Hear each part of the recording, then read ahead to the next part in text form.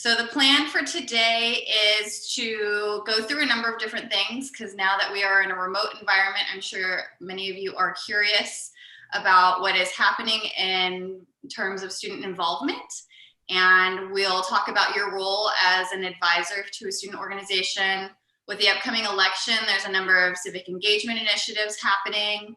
I've invited my friends from risk management. So Michael Coughlin is here to talk about risk management and off-campus events. Our friends from Dean of Students Office and Student Organization Conduct are here. So Emily Chandras and Amanda Davidson will be talking about student conduct trends. We have a video from our friends in ASI to talk about some changes within ASI Funding and how student organizations could receive funding. And then Sarah Bauer will be joining us from Title IX to talk about some of the Title IX updates. We will have opportunities to address any questions, but if you have a pressing question or just have something you want to address, feel free to drop that in the chat box, and Ashley and I will try to get to it. So before we get started, I have a video from Dr. Oseguera, who was unable to join us. So I'm going to share this, and per usual Zoom etiquette, if you can't hear it, please let me know. So test this out. Hello, my name is Tanansin Oseguera, and I serve as the Vice President for Student Affairs here at Cal State Fullerton. I want to thank all of you for volunteering your time and serving as an advisor to student organizations this year. We appreciate you adding this additional responsibility, especially during the pandemic. Student organizations could not exist without the support of advisors, and challenging and supporting our student leaders is one of the most important things. I know I remember fondly my student advisors and how they helped me to learn new things, to think critically, and to enjoy my experience as an undergraduate student. So thank you.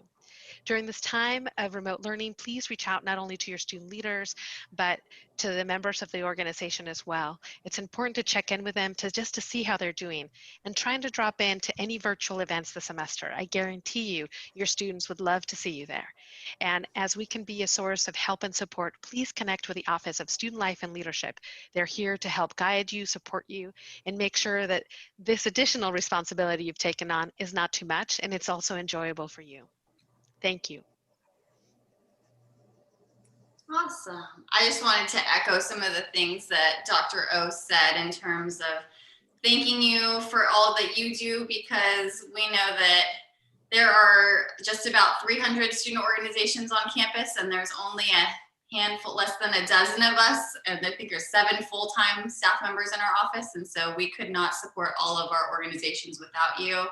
And we know how much our students value your leadership and your support. And so I just want to say thank you for spending the extra time helping them, particularly find that community in this remote learning time. There's just a lot happening. So thank you. So a little bit about our office. If you're not familiar with our office, we are here to help support and foster community engagement. Empower students through involvement, leadership, and co-curricular learning opportunities to really enhance their campus involvement. So our area includes campus activities, so some of our large-scale event planning, traditionally like Discover Fest or Tuffy Awards or our Titan Resource Fair. We have a number of fraternity and sorority life chapters. We still have community service programs and community service opportunities for students to get involved with, even in this virtual environment.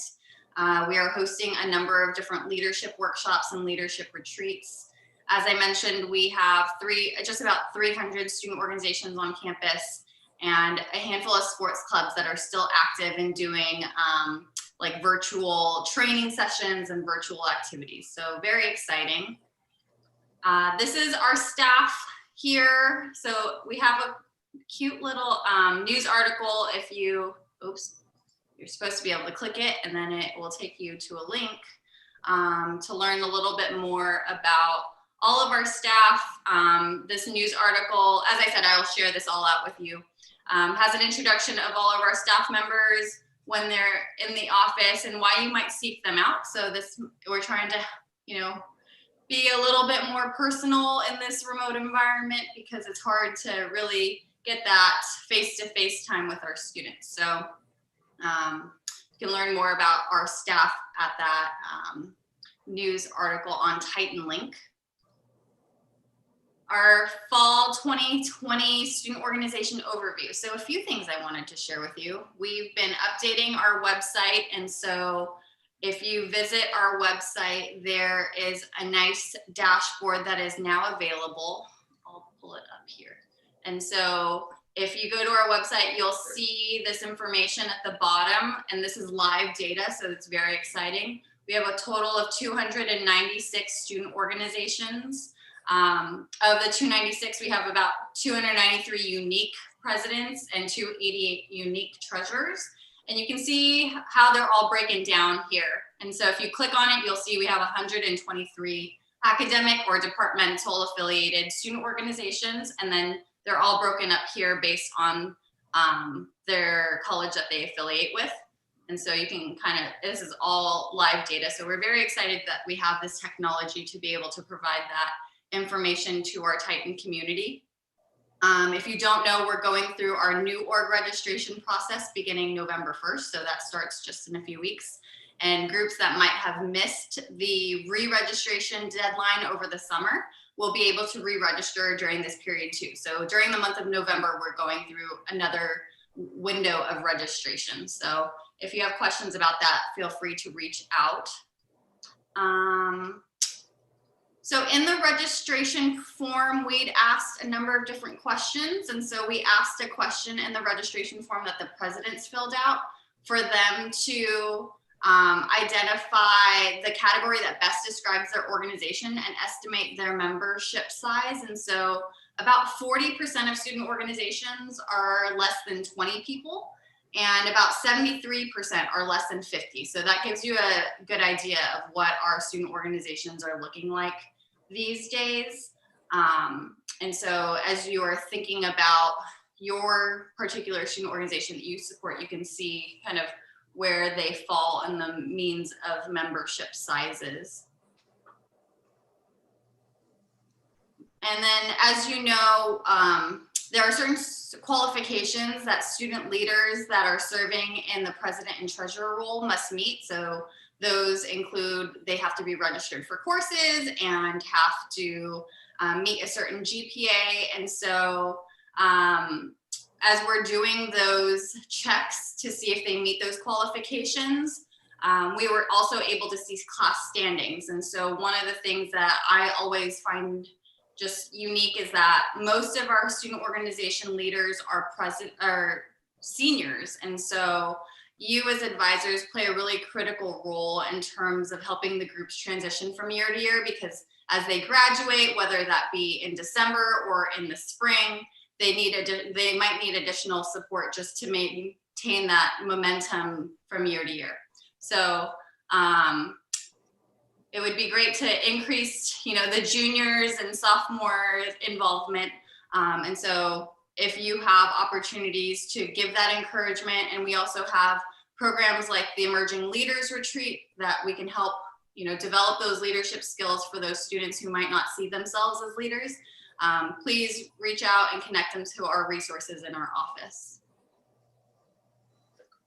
This was a question that we'd asked presidents in the registration form. So most students serving as presidents have been involved for some time before stepping up. So that makes sense as we are connecting this with the class standing.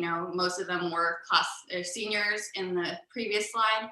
And so you can kind of see how active they were before taking on these roles.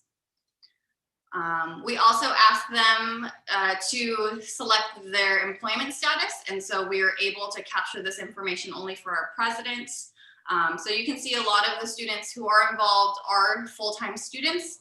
Half of them are full-time students or work part-time. So that's just something to consider as you're advising them and figuring out how to support your student leaders. My hair dyed cancer. And then this was another question that we'd asked in the registration form. And so just asking, how often does their groups meet during the academic year? And so, about 42% of the groups said that they meet weekly. Another 44% meet from like 1 to 2 times a month. So I think that's pretty on par, even without us being in a pandemic and them being in person.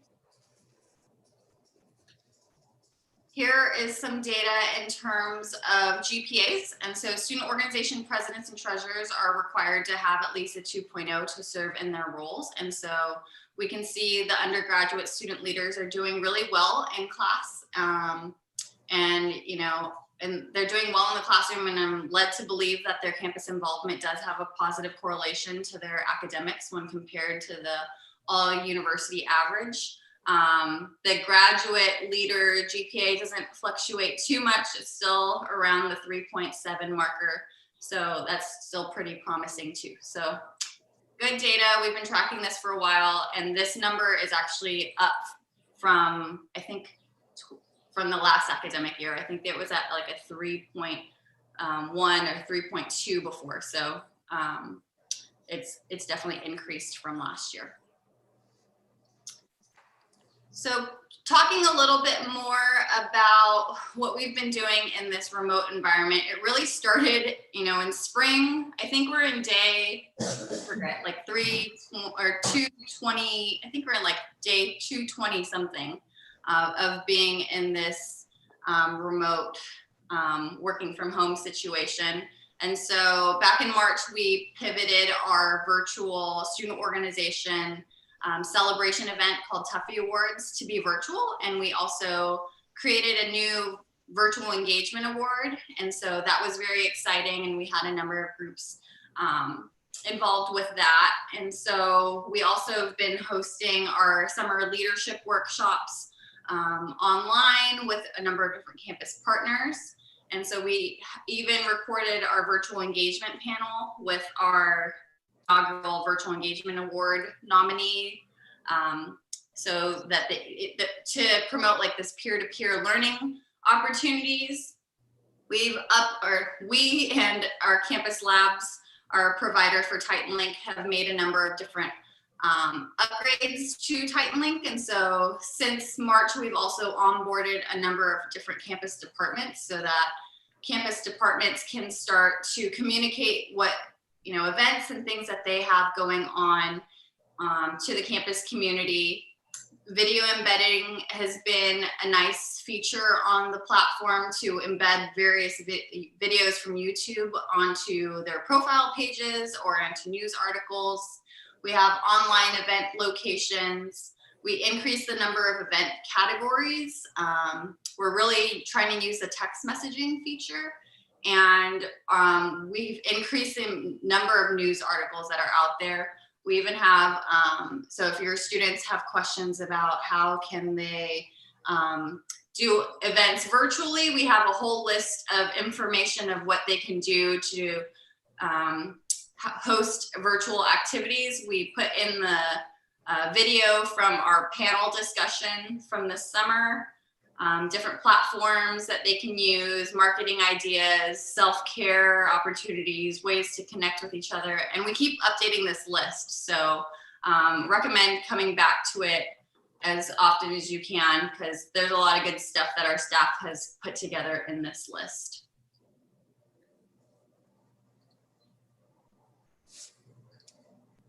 And then for fall, we started fall with a digital Discover Fest. And so, nothing could replace our in-person event, but we tried to do the best we could with what we had. And so we hosted a virtual fair. We hosted a number of YouTube videos and really tried to create traffic on Titan Link. We created the Student Life Connection, which is a form that anybody who's looking to get involved can fill out. Oftentimes students will say like, how do I get involved? And we'll say, oh, there's over 300 groups, find one that suits you. And it's like, well, how do I find one of 300 or even two? And so this Student Life Connection form is a way for them to kind of narrow down the list of groups that might be tailored to them. And so students can fill out, I'm a female looking to get involved in this community and I am this major, and then we'll send them a list of maybe 10 student organizations that might best suit their interests. And so that is all through Titan Link. So we encourage students to find that opportunity there. Our YouTube channel is poppin'. We have over 130 new videos since March, so that is quite incredible. It's full of tutorials. We have campus resources. Campus partners have done a number of videos to preview what resources they have to offer. We have recordings of workshops. We have previews of student organizations so that people who might be interested in getting involved can watch their videos. And so that is on there. We have, like I said, we're still doing community service projects through our office. And so we have a Titans Read program where students can read children's books to children who might be looking for a story time. And then we have a project called Titans Turn Out the Polls, because we know that the election is important and we're trying to get students to turn out and vote. And then there's another Future Titans project where they've been doing like science experiments online. So we have a number of different resources for students. We also are offering our usual workshops and have office hours, and they can all be found on Titan Link. So if somebody has a question, they're welcome to drop into our office hours in the same way that they might have walked into our office and asked those questions in person. So as advisors, we hope that you are too empowering our students, and that you're meeting the various requirements set forth by the Chancellor's Office, like doing the training assigned to you through the Employee Training Center. That should be out soon. I know I was working with ETC. We had a little hiccup in trying to assign it to the appropriate people, but if you haven't got it, it's coming soon, so don't worry. I know this meeting and the information shared here today might be a little bit more applicable because the online training talks a lot about things that might be happening in person, and so maybe this meeting might be more relevant for at least for this academic year. A little bit about you all. So we have 229 advisors supporting 296 student organizations. So that's very exciting. Thank you all for all your work. We had asked students in we'd asked student organization presidents in the registration form to kind of talk about their best description of their relationship with the advisor, what kind of support they're looking for, and their plans to meet with advisors for the academic year. So I will share a little bit about that here in the next few slides. And then in the initial advisor notification that you received, you probably saw something different this year, where we just basically took the information that student presidents shared with us with you, so that you can see what needs they have. So I will kind of go through what that looks like. So for student organizations, we asked them, what is the best relationship your organization has with your campus advisor? And so a lot of them said that it's mostly the president that meets with the advisor. So the blue was advisors are accessible to all organization members, which is very exciting. And so there were only 10 that said that our organization does not have a relationship with their advisor. In an ideal world, this would be 0, but we understand the groups have different needs. And so this is just some information that they had shared. And then in the advisor notification, so we asked them, like, what kind of support would be ideal for your organization? Because students are always saying, I just want an advisor to support us. And so when we ask them what that support looks like, they're not always able to articulate that. And so this was a way for them to think and reflect of what that really means to them. And so they were able to check off what they might need, because every student might be a little bit different year to year, and even student organizations might change. And so in your advisor notification, if you didn't look at it, I recommend you go back to it to see what did they say when they filled out the registration form, and how often do they plan on meeting with you. And so if you haven't met with your student organization at least once this year, I recommend that you at least reach out and say, hey, how is it going? We're halfway through the semester. What do you need? What are your goals for the semester? How can I help you reach those goals? Just that check-in is really nice. I know the students that I've come across really appreciate their ability to connect with advisors or connect with people really that not related to coursework or homework. And then as we know, the election's coming up very soon. The good thing is that our CSUF is #1 in the ballot bowl. So that is in terms of voter registration. So we've been in the lead, far in the lead. So that's very exciting.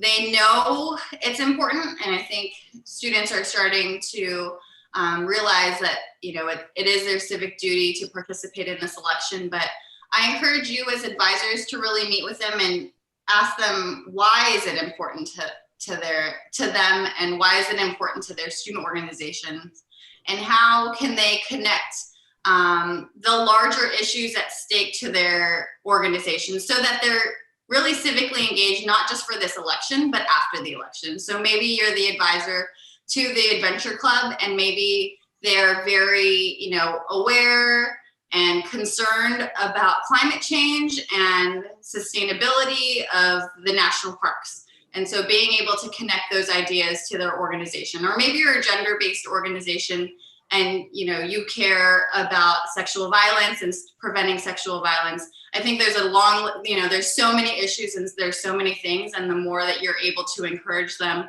to connect those ideas to their organization's mission, they'll be really, invested in the long term and not just for this election cycle. And I think something that had come up in some meetings earlier this morning, were just being aware of the self-care and emotional boundaries and the emotional health that this election may have on our students. And so what are your student organizations doing the week of elections? And so maybe checking in with them and making sure that they're not doing a lot of heavy lifting in terms of planning programs or hosting big events, because they might just need a space to breathe, and they might just need a space to vent, or they might just want, something really light where they have a game night and they don't have to think about, the outcomes of the election, regardless of who wins. And so just checking in on your groups to see how they're doing, at least mentally and emotionally. We do have a number of resources on Titan Link related to the election.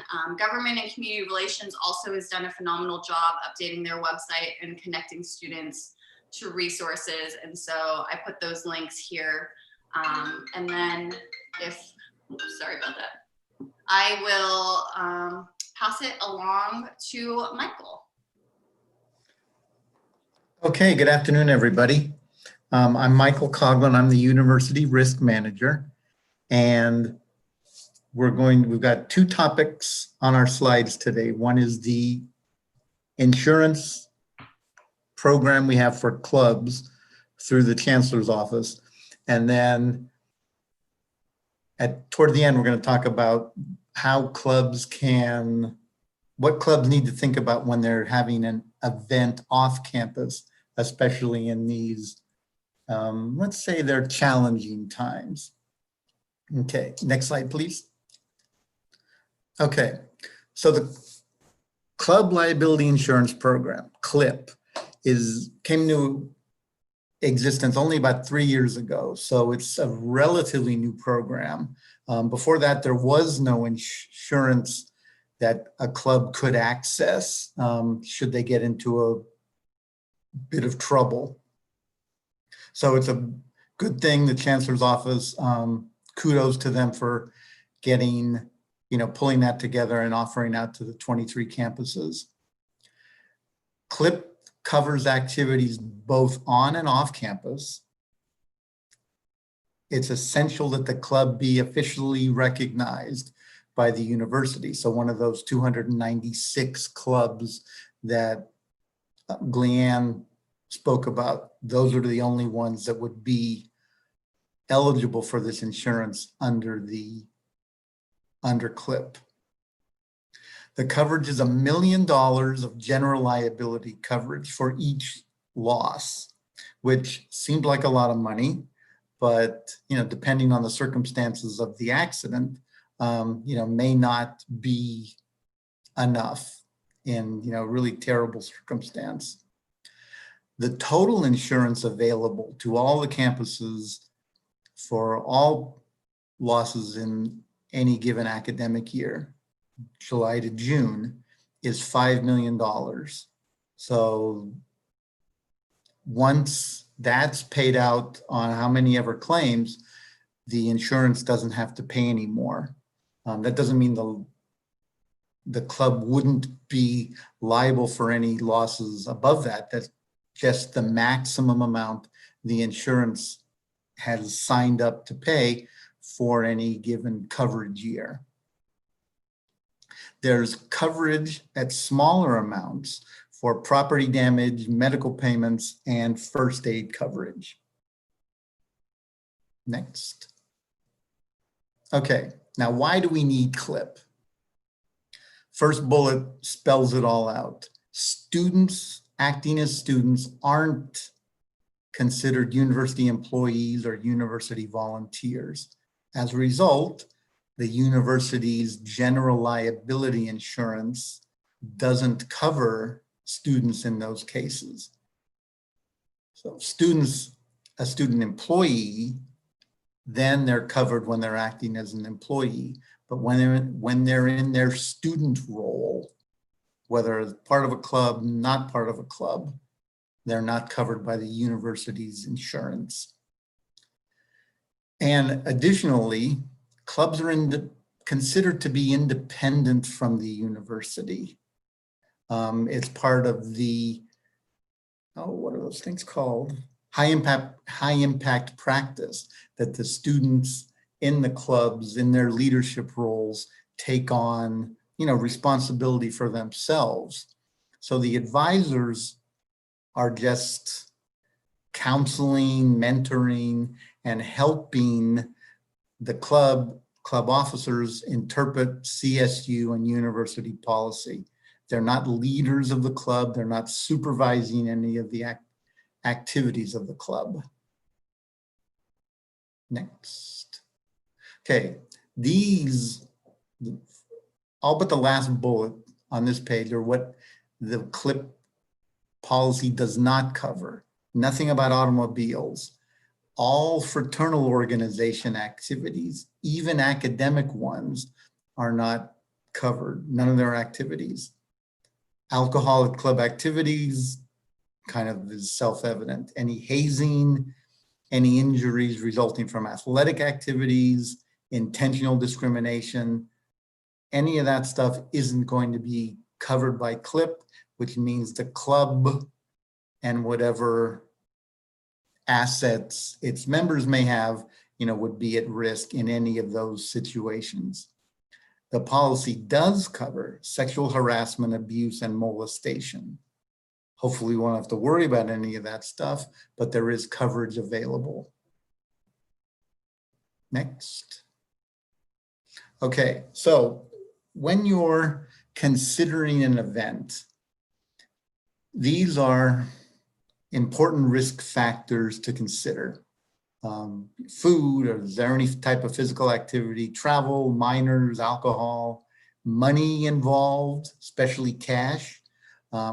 These are the types of things that I'm available, and my contact information is on the last slide, to consult about, either with the advisor or with the officer, and preferably the officer. Again, it's a high impact practice. So we want, the officers to deal with, come to me and we can kick around solutions and best practices for these type of activities and anything else that might arise with something the club wants to put on. Next, okay. So off-campus events. So the university for on-campus events is subject to, direction from the chancellor's office and the state of California and the county regarding, types of activities, limits, social distancing, all that sort of things. If a club wants to have an event at like a restaurant or a golf course, there's going to be different regulations regarding COVID mitigation, probably from the county, the state, but it's not necessarily the same things that we have to operate under. So a venue can impose stricter measures. So if they're allowed, for example, to have a maximum of 100 people on their type of venue for an event, they can limit it to 50. You know, there's nothing wrong with that. They can't, if 100 is the maximum, they can't say that they'll allow 200, but they can have stricter measures. If you're going off campus, you know, think about just common sense stuff, masks, social distancing, you know, are you doing any screening, not allowing people who aren't feeling well to attend the event? You don't want to be that club that gets us in the news saying, yeah, there was, you know, the chess club had an event and everybody got sick and how everybody on campus has to be quarantined. That's not how you want to be remembered. And especially in these times, it's important to advise your members that events are voluntary. There won't be any penalty for them to not attend an event. Important to emphasize that. Next. Okay, so risk management, essentially me. I'm available to consult with the club about contracts, insurance requirements, anything like that. However, again, like I mentioned before, because the club is independent from the university, anything I opine on is only a recommendation. It's not direction. The club is not obligated to listen to anything I have to say.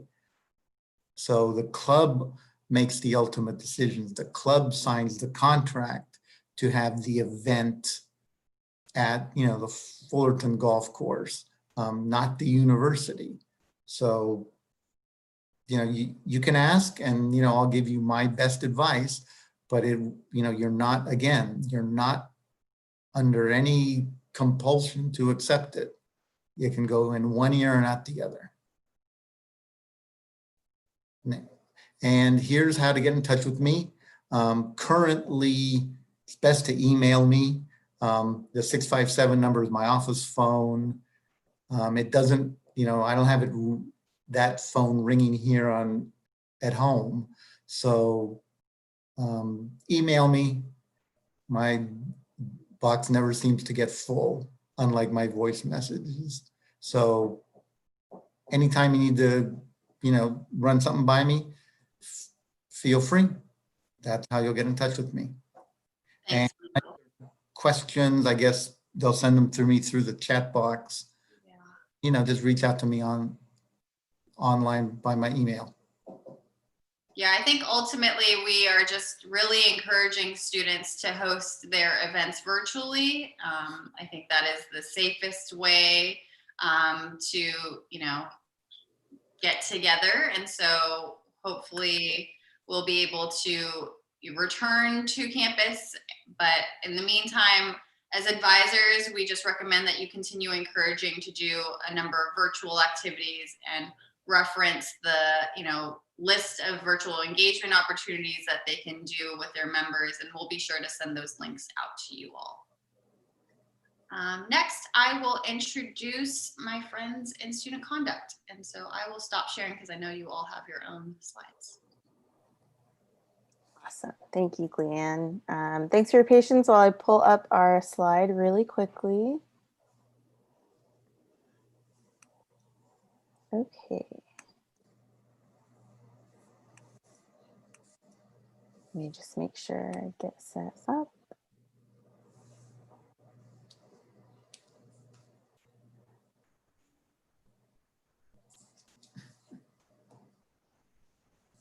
Okay. Ooh, Hold on just a second. Okay, that'll do.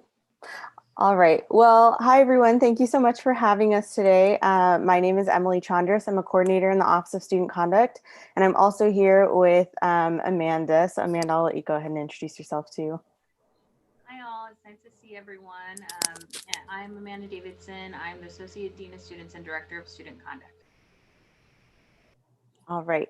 So today we're going to specifically be focusing in on student conduct in relation to student organizations. So we'll just go ahead and get right into it. So we're going to review our office at Fullerton and give you a little bit of context about what we do and why we do it. We are going to provide an overview of how our office interacts with student organizations and then explain how the advisor role can interact with our office and how we can support your organizations. So this is our team. So we have Amanda, we have Weston, Matt, and Gabby as well joining us, and you can see their roles. I am the main person on our team that works with student organizations. So if you ever have a specific question about your student organization or your advisor role, feel free to reach out to me directly. But if you reach out to any of these folks, we will get you to where you want to go as well. So you can contact any of us for anything. But you'll most likely see my face around the most. So student conduct often has a bit of a stigma around its office, especially from a student perspective, but ultimately our main mission is to address any alleged policy violations or proven policy violations and allow students a chance to learn and grow from them in order to be successful in their campus experience here. And same goes for student organizations. So our mission, kind of encompassing this philosophy, is by approaching misconduct as an opportunity for holistic student development. The Office of Student Conduct fosters student learning, assists students in repairing harm caused by their actions, and facilitates opportunities for them to restore well-being within themselves, the campus community, and society. So even though this specifically says student learning, assisting students, this also applies to student organizations and how we approach student organization conduct. So our office works closely with Student Life and Leadership in supporting student organizations on our campus in a variety of ways, but the main two are here. So the first is we work to provide proactive education. And that list below that bullet is all of the workshops that we've actually done in the past year and a half and that we are able to do for your organizations. We don't necessarily do these presentations on like a blanket rotation or anything like that. Really, if you are interested in any of these topics, reach out to us and we're happy to facilitate a presentation. But these include hazing prevention and education, risk management review, masculinity and fraternity culture, ethical leadership, using integrity to guide organization goals, our overview of our process and expectations for organizations and or organization leaders. And then we also do conduct file reviews. So if your organization has been on our campus for many years and thinks that, maybe in the past 10 years ago, they had a conduct incident or the past 5 years, but no one currently in the chapter really knows, or the organization knows much about it and they want to look into it, they can work with our office to see if they can do a conduct file review. And we'll go over that information and provide some of that historical context. The reason why we're allowed to do that is because organizations have privileges, whereas students have rights. So when we're talking about FERPA, FERPA applies to students in a very specific way where we can't share their individual information. But for student organizations, we may not be able to share the individual names of the students who were involved in the past conduct, right? But we can share the context of the organization's history with our office. So if they've ever been on a status and some of that information regarding why they were on a conduct status. Is there anything about FERPA you'd like to add, Amanda? No, I think you covered it. I think Okay. It's just really helpful to know what the history is, especially if you're starting out or you're new to your advisor role. Yeah, and that's a great point too. So we do this with students, but we can also do this with you all too. If you're just interested in the history, what we would most like probably is, if you are interested in learning this, is having your organization leadership, whether that's a president or whatever role that may be, come in with you, and we can talk through it with both of you, since we do want it to be a student-centered process and make sure that they have ownership over their organizations. But you know, the big other bullet point there besides education is that we investigate and adjudicate student organization policy violations. So similar to student behavior on our campus, student concerns, we also adjudicate student organization policy violations. So student organizations, even though I just said they have privileges and not rights, they're still expected to uphold Title V, which is our student code of conduct. That student code of conduct is system-wide. So that is not just Fullerton made, that is Cal State system Title V. And then our Executive Order 1068, which is also system-wide and governs what organizations on campuses can and can't do, and what they must provide in order to be an organization within the Cal State system. Our office uses a preponderance of the evidence to determine findings. And so that means we're looking at more likely than not was a policy violated in comparison to, you know, beyond a burden of proof, or saying 99.9% we're certain something happened. We are more at the threshold of we are 50.00001% certain something happened. And that means that, you know, sometimes we'll go through an investigation and we find an organization responsible. Sometimes they go through the investigation and we don't have enough to find them responsible. But still, it's just kind of good to know, and something we tell students that that is the threshold we're operating on. Incidents are reported to our office in a multitude of ways, and anyone can report to our office, including non-CSUF affiliated folk. But not all of those reports lead to organization investigations. So there's a few reasons for that. Sometimes what they're reporting isn't actually a policy violation. Sometimes what they're reporting is more specific to individual student behavior rather than a student organization. And so, for example, that could be someone is wearing their club t-shirt while they are consuming alcohol underage. However, they're doing so in their hometown at a hometown party not affiliated with the organization. That may be something we want to talk to the organization about and kind of provide some education on. Maybe advise your members not to consume underage, not to consume alcohol underage while wearing a club t-shirt, but it's not something that we would hold the organization responsible for. But we determine all of that through investigations.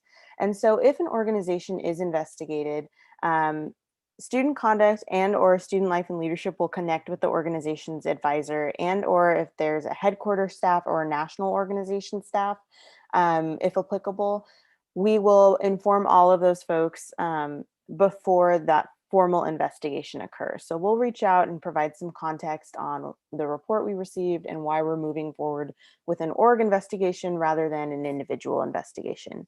If we do move forward with an individual investigation because of FERPA, those folks that I just named, headquarters staff, advisors, are not involved in that process. But if it is an organization investigation, we do involve the advisors. So how can you support your organization through student conduct if they are going through our process? So the biggest thing is encouraging organization leadership to be proactive. We have a pretty thorough investigation procedure model that we use, but a lot of it, of course, depends on students participating in our process. And that means that we need folks to engage with us. And I think I've actually jumped ahead to a future bullet point, so I'm going to finish that sentence and go back to saying that encouraging your leadership to be proactive is also a great way to support them in student conduct. So if they think a policy may have been violated, or they're anticipating some members may be violating a policy in the future, have them reach out to our office proactively and say, you know, I want to let you know transparently, I think this occurred, or I think this is going to occur. How would you advise us to move forward? That doesn't necessarily mean we won't pursue conduct action. However, we have a lot more flexibility in working with an organization that is showing their initiative and wanting to address concerning behavior proactively. And we can work with that versus if we end up finding out about the incident on the other side, we reach out to the organization and they say, well, we knew about it, but we didn't stop it. that sets up a different precedent for the investigation and what outcomes may be applicable. So I think, you know, if they ever come to you and say, I'm really concerned something just happened, encourage them to reach out to our office and we can help support them through that. Ask them to request presentations from our office for their entire organization and have them share any proactive education info with their entire organization. Something we've seen often is that we have a lot of contact with leadership, but then it kind of stops there. What they're sharing out with their peers may be very limited or vague, or maybe they're not sharing out at all. And also it's a lot of pressure for just one chapter president to share all of this information outright. So rather than relying on one person, have them ask us to come and present at full club meetings. Once everyone has the information, that really sets them up for a much better place to prevent any potential policy violations when everyone is on the same page versus one person having a lot of knowledge and many people having like vague, sporadic knowledge. Coming up with a risk management plan with leadership and talking them through potential scenarios that could occur is also a great one, especially with COVID right now and being virtual. Just because we're virtual doesn't mean that concerning behavior has stopped. So asking them, what would you do if some of your members held an event off campus and they didn't social distance and there was a COVID outbreak related to your organization? How would we handle that? What would you recommend? Or figuring out, you know, in a virtual space, if someone shows up in their video consuming alcohol, what are we going to do in that situation? How would we manage that? Talking them through it proactively, we've seen with other groups when we've done this in the future, they kind of already have an idea of how they're going to approach it and sets them up for a little bit more of success rather than having to be mainly reactive to a situation. And if they have your support in walking them through, that means you can kind of check their ideas and say, that's a great idea, or what about this? Let's try this alternative scenario. And then if the organization is under investigation, encourage them to attend their meetings with us and be transparent and truthful throughout the process. So this is what I was alluding to earlier. Our process is, again, very procedural, and we do require students to meet with us during our organization investigation process. However, if a student meets with us and they are not sharing their own truth and they're preventing us from finding information that can aid in the investigation, know that we have to make a decision off of the report we received. And so it's really truly in the student organization's benefit for them to come in and be transparent and truthful about their perspective, rather than letting that report dictate the outcome of their student organization investigation. So we want to be very transparent with you all about the most popular trends we've been seeing with student organizations within the past year and a half. We have seen hazing pop up quite frequently, ranging from what we call little h hazing of minimal things like requiring members to not use elevators or not walk on grass or wear certain items on certain days of the week, to more extreme physical hazing, including hazing involving alcohol, mental exercises, physical exercises that cause bodily harm. That is present on our campus. And as advisors, that's probably hard to hear, but we want people to know that, because if we know that, then we know to look for it. And so I think it's important to understand that hazing is not a vague concept happening out there in the world. It's happening on our campus as well. Document falsification. So we've seen some roster falsification, extending offers to join organizations to people who are unable to join. 1068 really dictates who is able to or not able to join organizations, as well as their own constitutions. So make sure that they're checking those before they're extending offers. Provision of alcohol to underage students, that's kind of a tale as old as time. Student org concern, it is on our campus as well. Policy violations documented via social media. This has definitely been a bit of an uptick since we have gone virtual. More people are willing to share more in their social media platforms because they have nowhere else to share things. Policy violations occurring at organization affiliated houses or apartments. So maybe this isn't necessarily like using chess club as an example again, right? This isn't the chess club house, but 8 chess club members live here and people affiliated as being associated with the chess club. If there are policies being violated there, and a reasonable observer could assume that that's somehow related to chess club because all the members or all the people who live there are chess club members and they're inviting chess club people, even if it's not an official chess club house, that could lead to student organization conduct. And then navigating free speech and following org constitution. So we'll talk about this one a little bit later. That's not necessarily a conduct policy violation, but we'll go more into depth. So what we want you to know is how to address these trends, especially if you're trying to be proactive or if they're popping up in your organizations. So for hazing, things that we've seen that have been helpful include reviewing their new member processes and requiring them to be reviewed by you before they're put into place. This is regardless if it's an FSL or fraternity sorority life affiliated group or not. There's always going to be some sort of power dynamic between older members and younger members, whether it's chess club or Zeta fraternity, right? So we need to make sure that students understand that power dynamic and how it can impact what they're asking new members to do or not do in a new member process. So discussing leadership roles and that power dynamic, and then also requesting a presentation from our Office on Hazing. That's a great way to make sure that people know what is and is not allowed. Document falsification. So addressing that, requiring rosters to be updated at least twice a year, if not more, and having them CC you on membership offers or acceptances, even if it's an organization or an open club that isn't necessarily sending out acceptances. Anytime there's a new member, having them CC you on an email out to that new member, just saying, hi, we're so excited for you to join our club. This is our advisor. If you have any questions, feel free to reach out. That's a great way to connect you to them, but then also kind of hold them accountable for making sure they're abiding by those expectations of who's being offered or who's allowed to be in the group and who's not allowed to be in the group. And explain Executive Order 1068 and or if there's a national or headquarter organization requirements as well, making sure they know that.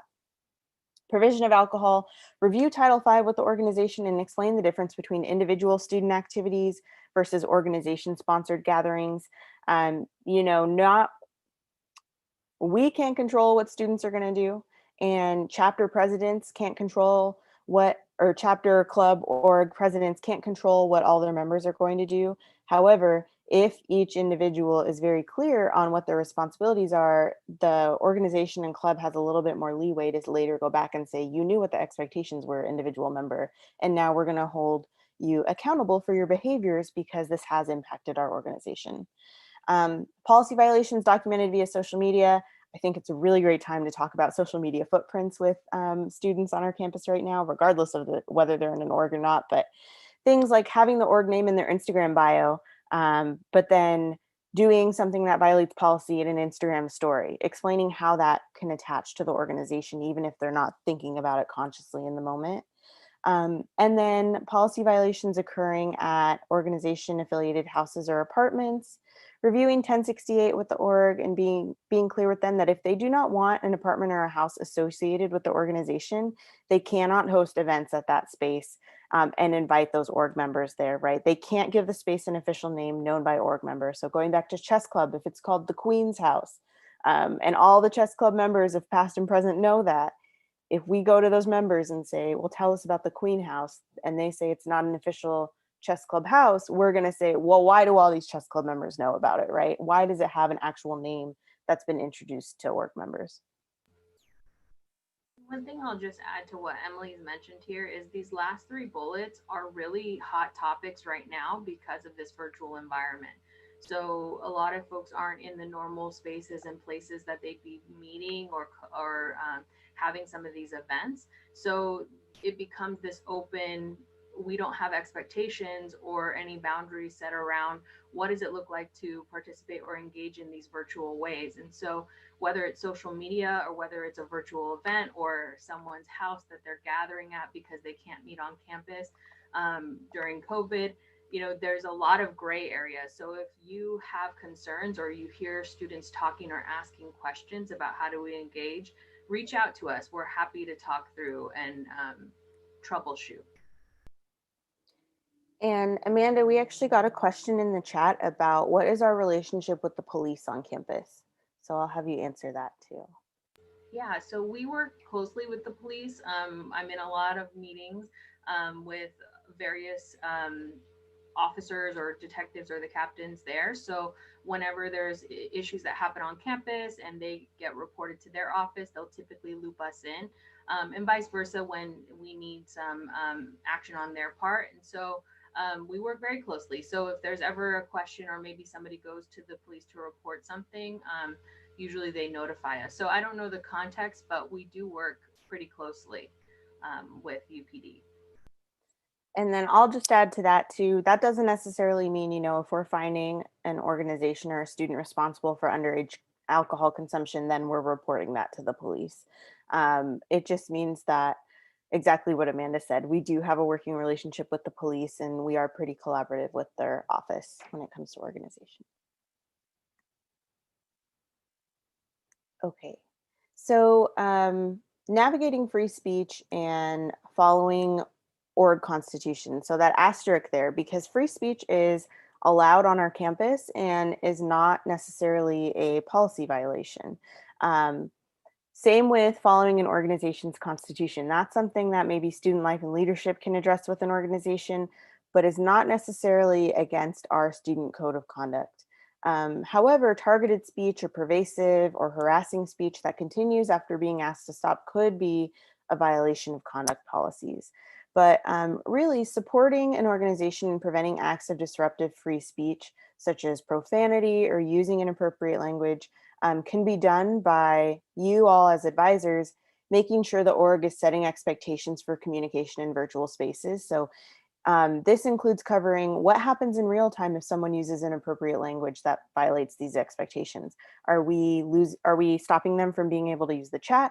Are they immediately removed from the space and then addressed with through a internal club meeting, addressing their behavior? How is the org going to address when those expectations are not followed? And then defining how the organization will address a member's behavior if they violate organization expectations via the organization constitution. So making sure all leaders and members have access to the constitution, that it's reviewed and approved at least once a year so it's up to date, and that they know exactly what happens, that if the constitution isn't being followed or the expectations aren't being followed, how can we hold our members accountable to that constitution? And I believe Gleanne shared with me, Student Life and Leadership has a really great resource on setting expectations right now for their members. That's available as a YouTube video on their channel. So encouraging them to watch that could also be helpful. And then we are really a big proponent of consultation, definitely encouraging them with consulting with Student Life and Leadership when issues occur. Usually what happens is if it's veering into a conduct concern, Student Life and Leadership will also get us involved. But Student Life and Leadership, Gleanne is a great person to start with when you have those concerns. Anything about that one, Amanda? Okay. All right, so that's it for us. I don't know why our emails did not pull up, but you can contact us at studentconduct@fullerton.edu, or you can contact me directly at echandris@fullerton.edu. I'll go ahead and put my contact information in the chat as well. I don't know if you want to take any questions now, Gleanne, or you want to wait till the end, whatever works for us.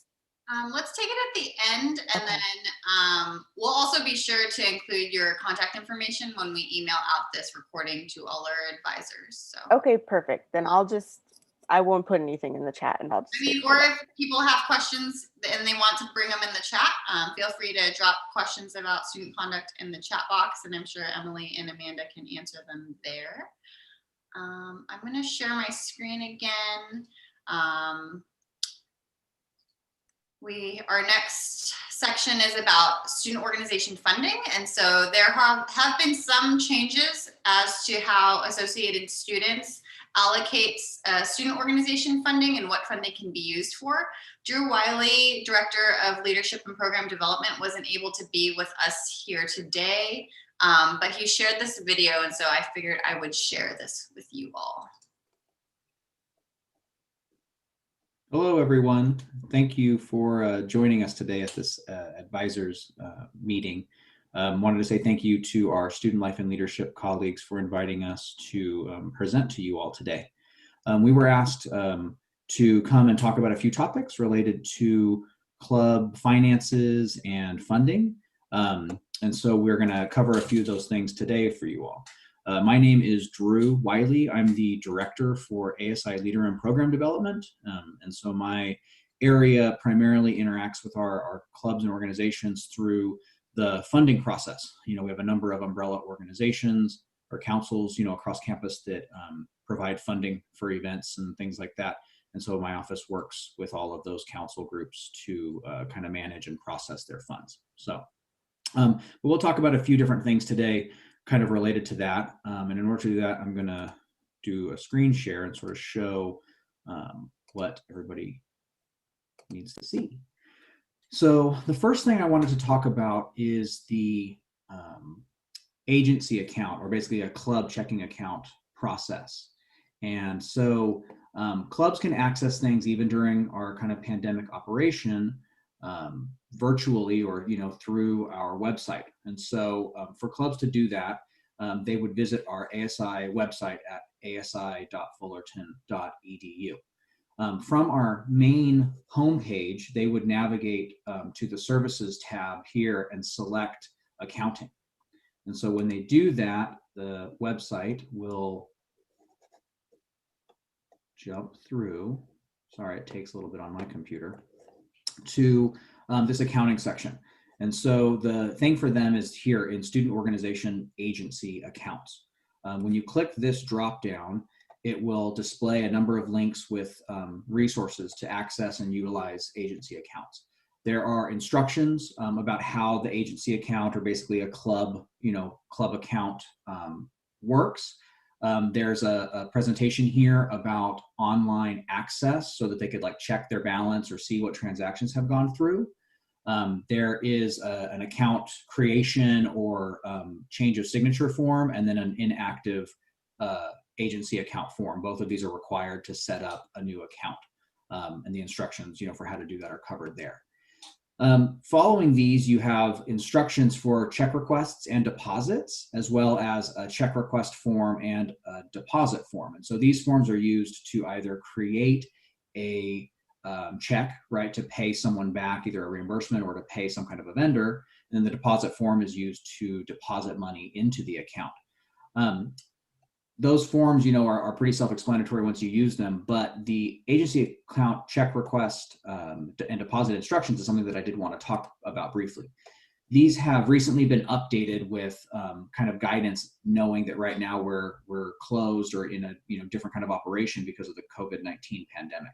So if you open up that link and are going through these instructions, I'm going to focus on those. Most of the process is exactly the same as it always has been as far as what we need, but the forms, have to be completed and sort of signed digitally and then submitted via email. And so I'm going to point out down here that once a group collects all the necessary paperwork and signatures and has it prepared, they would submit any check requests they need electronically to ASI Financial Services at fullerton.edu, and making sure that all of their documents together are in PDF format.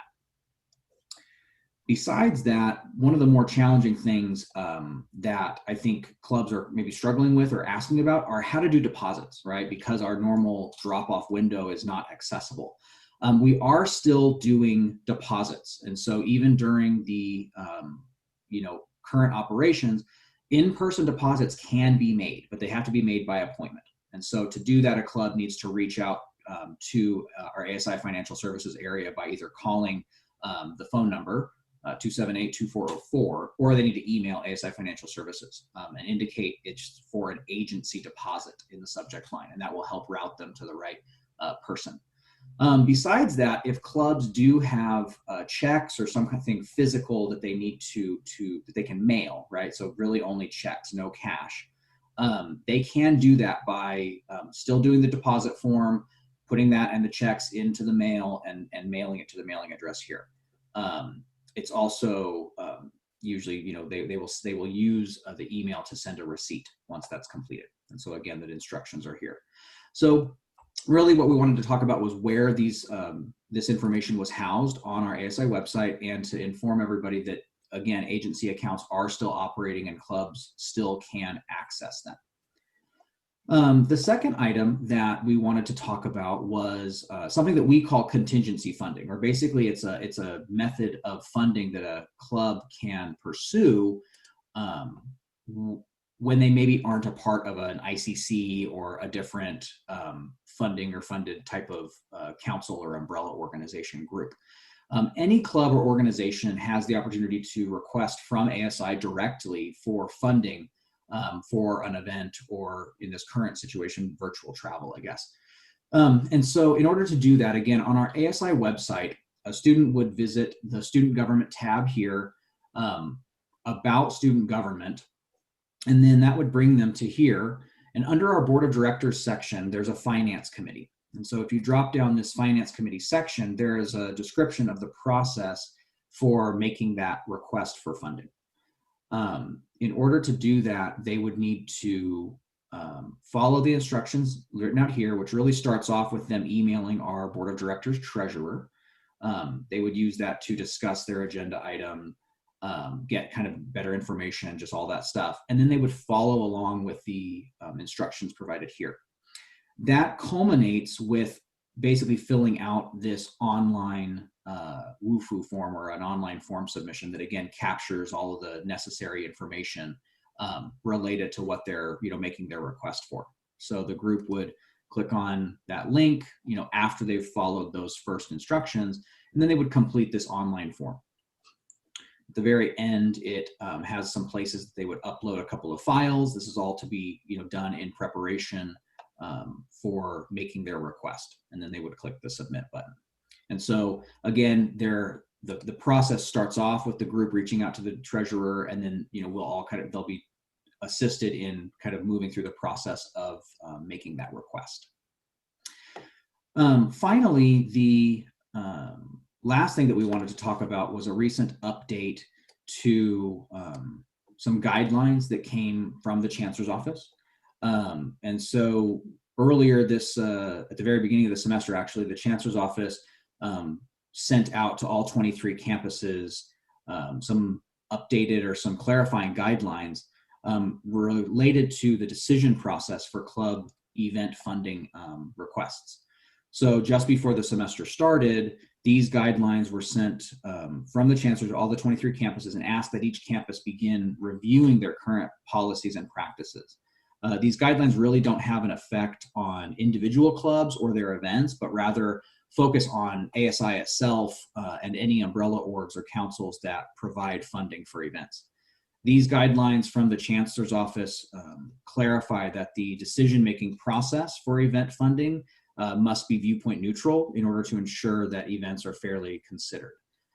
In response to the guidelines, we've created a working group to explore our current policies and practices and make recommendations for any adjustments that we think might be necessary.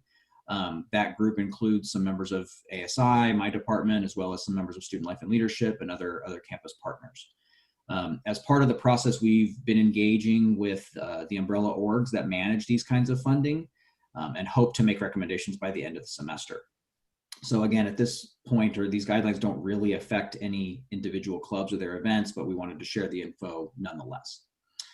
So that's pretty much all of the topics that we wanted to cover. Again, the information about agency accounts can be found on the ASI website under Services tab, Accounting, and then the Student Organization Agency Account section.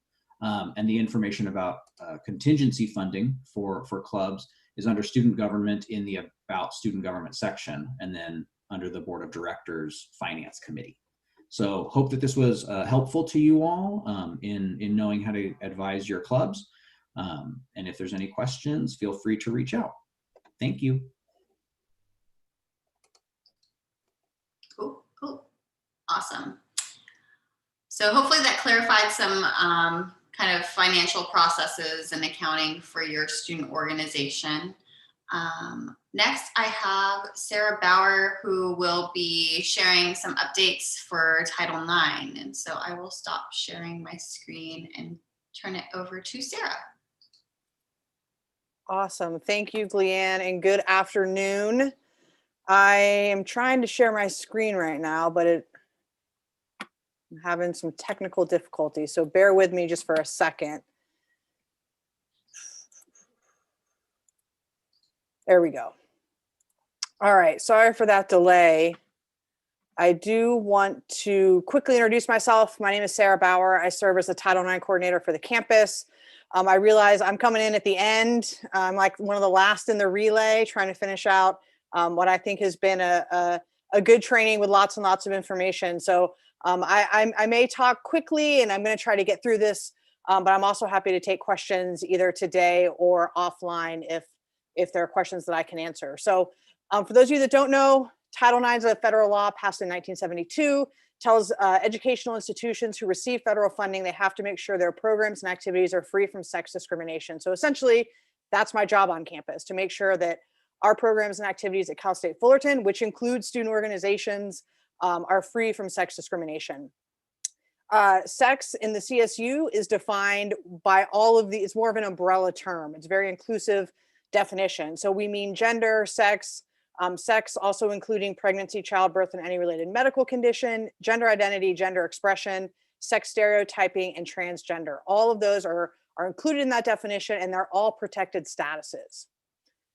These are the types of misconduct that our office addresses. So that term sex discrimination in Title IX from 1972 has really evolved over the last 48 years. And so sex discrimination includes discrimination. It also includes harassment when it's based on sex or gender. It also includes sexual harassment, sexual misconduct, and sexual assault, dating and domestic violence, stalking, retaliation, and consensual relationships. Technically, consensual relationships are not a form of sex discrimination. Often it leads to sex discrimination, but I will spend a couple minutes explaining what a consensual relationship is. So when a member of our community, so usually an employee, engages in a sexual or romantic relationship with someone over whom they exercise some sort of supervisory authority, academic advisory authority, extracurricular authority, that would be considered a violation of our policy. That's a consensual relationship, and it's prohibited by our policy. So for example, it'd be against our policy for the advisor of a student organization to engage in a sexual or romantic relationship with a member of that student organization. Same way, a faculty member can't engage in a sexual or romantic relationship with a student in one of their classes or a student that they advise closely. So these are the types of reports that come to my office in the Title IX and Gender Equity Department. And I'm going to talk about this in a little bit, but all of you are responsible employees. So if you don't know that, now you know that. Congratulations, you're what we call responsible employees, and you are responsible when you learn of these types of misconduct, whether through a direct disclosure to you or an observation that you make, you're required to report that over to my office. I do want to take another minute to explain that, of course, the CSU cares not just about sex and gender and sexual orientation when it comes to discrimination and harassment, but there are a lot of other protected statuses in the CSU. Marital status, medical condition, veteran or military status, disability. Those just don't go through my office. Those go to my colleague, Blair Miles, who serves as the Discrimination, Harassment, Retaliation Administrator. And so I'm happy to share this, but there are some links there to get to Blair's website that has information about how to file those complaints, and then also to the Title IX website. Again, all of you are responsible employees. You have a duty to report. You work with students closely, and so they might be more likely to come and tell you about something that happened than they would be to come knock on my door or call me up and tell me about something that happened. And then you would be required to report that information over to my office. What else is expected of you? There are some online trainings that you're required to do. Sexual misconduct prevention on an annual basis. Our office gets calls all the time. I've already done this training. I did it last year. You have to do it every year. It's part of a federal requirement. There's also a discrimination harassment prevention training for both supervisors and non-supervisors. So you're one or the other, and you have to do that as well. Abiding by our consensual relationships policies, not engaging in discrimination, harassment, or retaliation, and fulfilling that duty to report when you learn of those. So that's either in your role as an advisor or in your role as an employee doing whatever else it is that you do on our campus. I would be remiss if I did not mention, I know everybody follows Title IX in the news, and so you're probably already aware of this, but for those of you that aren't, The federal government released new Title IX rules in May, and they went into effect in August of 2020. So we sent out emails to all students and all employees about these. So I'm sure you already read that email, but again, just in case you missed it, I will mention here that those new federal rules are in effect for all incidents occurring on or after August 14th. We could spend several hours talking about these new rules, but we're not going to do that today in the interest of everyone's time.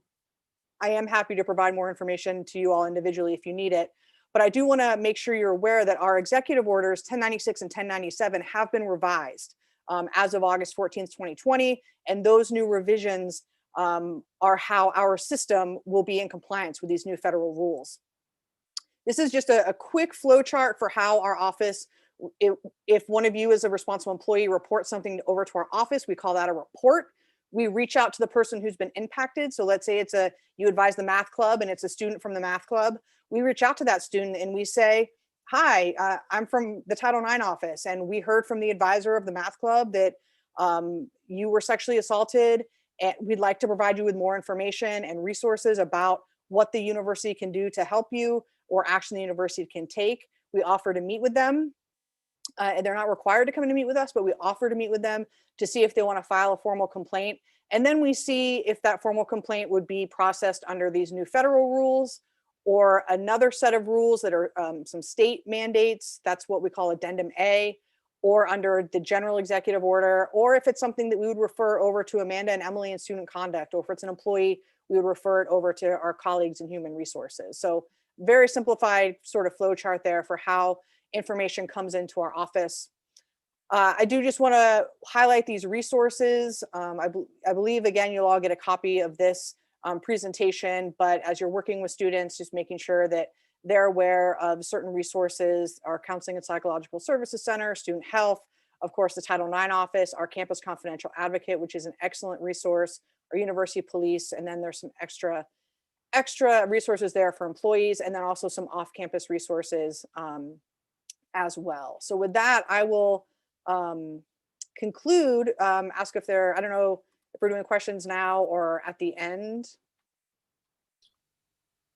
If anybody has questions, we can drop them in the chat box. We're almost just about there. I have one more slide, and then if anybody has questions about anything, they can let us know. Let me screen share one last time.